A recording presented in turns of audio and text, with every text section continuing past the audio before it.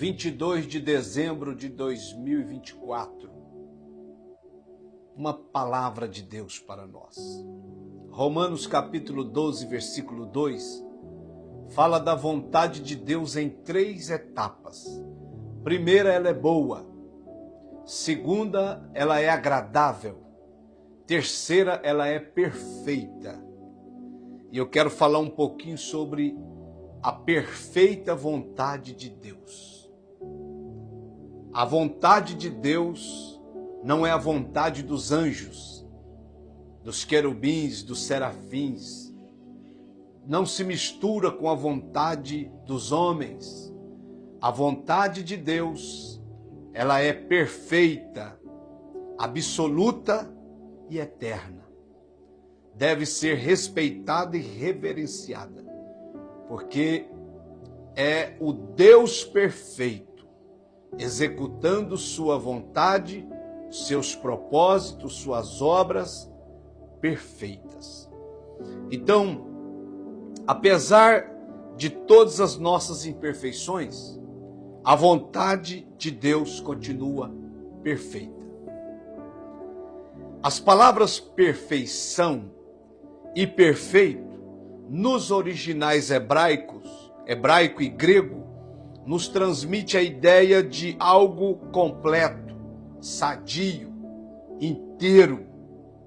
Aleluia, louvado seja Deus. Nesta fase, a vontade divina, ela atinge a sua plenitude, o seu ápice, o seu ponto mais alto. Então, meu irmão, minha irmã, obreiro, não discuta com a vontade de Deus, porque ela é boa, ela é agradável e ela é perfeita.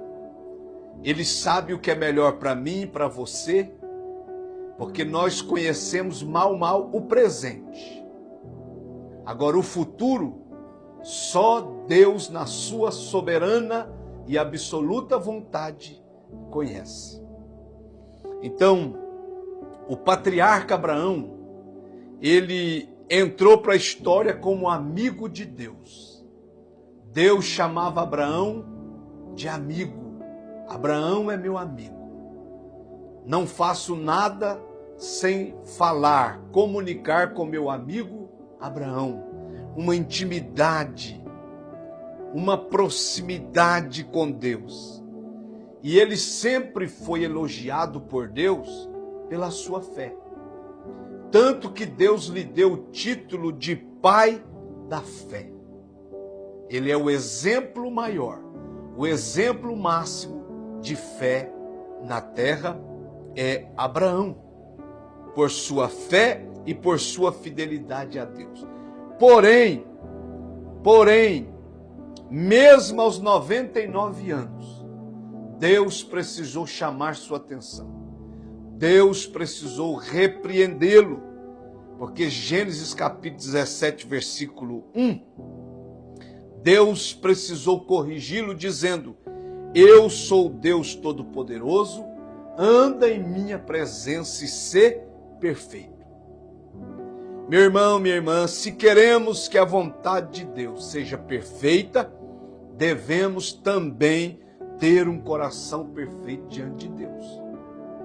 Porque a Bíblia diz em Isaías 38, capítulo 38, versículo 3, que quando o rei Ezequias recebeu aquela ordem, aquela palavra dura de Isaías: põe em ordem a tua casa, porque morrerás e não viverás.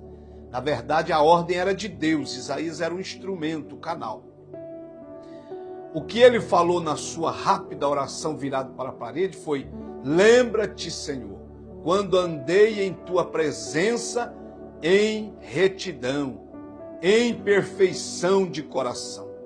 E isso teve peso para Deus, e Deus então acrescentou-lhe mais 15 anos de vida. Então, meu irmão, que nós possamos lutar para sermos como Deus, perfeitos. Não perfeitos na sua totalidade, porque jamais vamos conseguir nesse corpo de carne. não perfeito absolutamente, mas pelo menos nos parecer com Deus, lutarmos, insistirmos, guerrearmos nossas guerras espirituais para parecermos com Deus. O que Ele exige de nós é o que Ele é. Ele exige santidade porque Ele é santo. Ele exige perfeição porque Ele é perfeito. Então, Deus não exige nada que Ele não é. Mas Ele sabe que nesse corpo de carne é impossível sermos perfeitos. Mas Efésios capítulo 5, versículo 1, Paulo escrevendo à igreja de Éfeso, ele diz: sede meus imitadores, como eu sou de Deus, como eu sou de Jesus Cristo. Glória a Deus. Deuteronômios capítulo 18, versículo 13, o Senhor também exigiu perfeição de todos nós, dizendo: perfeito serás como o Senhor teu Deus. Deuteronômio capítulo 18, versículo 13. Como pode alguém ser perfeito como o Senhor? Você pode fazer essa pergunta, é impossível, concordo. Estaria Deus exigindo de nós o que não podemos ser? Jamais poderemos ser perfeitos na totalidade nesse corpo de carne, concordo? Com certeza Deus não está exigindo isso. Deus não exige de nós nada que não podemos fazer. Deus só exige justiça de nós porque Ele é um Deus justo. Foi o que eu acabei de falar. Ele exige santidade porque Ele é um Deus santo. Ele exige perfeição porque Ele é um Deus perfeito. Ele exige fidelidade porque a Bíblia diz que Ele é fiel. Louvado seja o nosso Deus. Entretanto, Deus não está exigindo de nós uma perfeição absoluta, porque só Ele, unicamente Ele, exclusivamente Ele, absolutamente Ele é perfeito. Somente Ele. Todavia podemos sim nos esforçarmos na busca do aperfeiçoamento e sermos imitadores de Deus como filhos amados. Aquele que é filho de Deus se parece com Deus, faz as coisas de Deus, se agrada a Deus. Outra coisa aqui que eu aprendo é Deuteronômio capítulo 32, versículo 4. Moisés escreveu: a perfeição do nosso Deus, dizendo: Ele é a rocha cuja obra é perfeita. Alacanta lamanderiba semicanda lamahai. Glória, glória, glória ao Deus perfeito. Nós não somos, mas podemos encher o peito, o pulmão, a boca e dizer: nosso Deus é perfeito, eternamente perfeito. A Ele glória e honra por toda a eternidade. Porque todos os seus caminhos juízos são. Deus é a verdade e não há nele injustiça. Justo é. Aleluia. Somente Deus é perfeito em sentido absoluto. Mais ninguém. Porém, Ele exige também dos seus filhos perfeição. Não é porque não podemos ser, alcançar a totalidade, que não devemos nos esforçar, lutar para sermos perfeitos como nosso Deus. Então a vontade de Deus é perfeita. Ainda que nós não entendemos ou entendamos, ainda que nós passamos por algumas humilhações, guerras, combates, mas a Bíblia diz que a vontade de Deus é perfeita. Ainda que você perdeu alguém amado que você não queria, ainda que a porta tão desejada que você queria que abrisse não se abriu, mesmo assim Deus é perfeito. Segundo Samuel capítulo 22, versículo 31, Davi também escreveu a perfeição do caminho de Deus, dizendo: o caminho de Deus é perfeito, e a palavra do Senhor refinada. Ele é o escudo de todos os que nele confiam.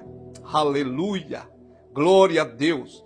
Davi ainda reconheceu que Deus é quem desembaraça de forma perfeita o nosso caminho, dizendo: Deus é a minha tristeza e a minha força, e Ele perfeitamente desembaraça o meu caminho. Segundo Samuel 22:33. Se o teu caminho está embaraçado, muitas vezes é nós que procuramos, nós que trilhamos com a nossa própria vontade humana. Nós caçamos certos caminhos que nos embaraçam. Mas o caminho de Deus é perfeito, refinado e perfeito. E Ele desembaraça os nossos caminhos tortuosos, embaraçados. Então se renda à perfeita vontade de Deus.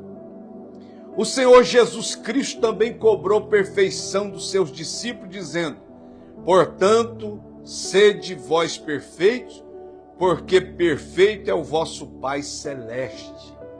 Mateus capítulo 5, versículo 48. Está na Bíblia. O Senhor Jesus Cristo também disse ao jovem rico: se queres ser perfeito, vai, vende tudo, reparta aos pobres e me segue. Você vai encontrar esse caminho perfeito. Mateus 19, versículo 21. E aquele jovem que se apresentou a princípio todo animado, não aceitou a proposta de Jesus e a Bíblia nunca mais fala dele. E para encerrar essa reflexão, o Senhor também conhece a nossa fraqueza, a fraqueza de cada um de nós. E Ele consolou Paulo e consola nós também.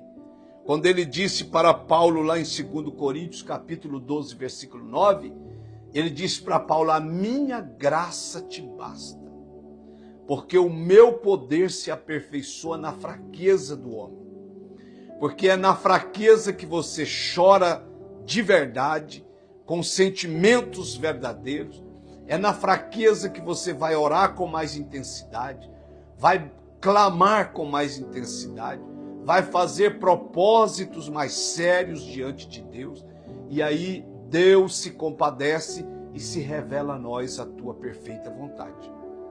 Então Deus disse para Paulo: a minha graça te basta. Ou seja, continua caminhando, porque eu vou te sustentando, fortalecendo, cuidando de ti na caminhada. A minha vontade é perfeita e a minha graça te basta.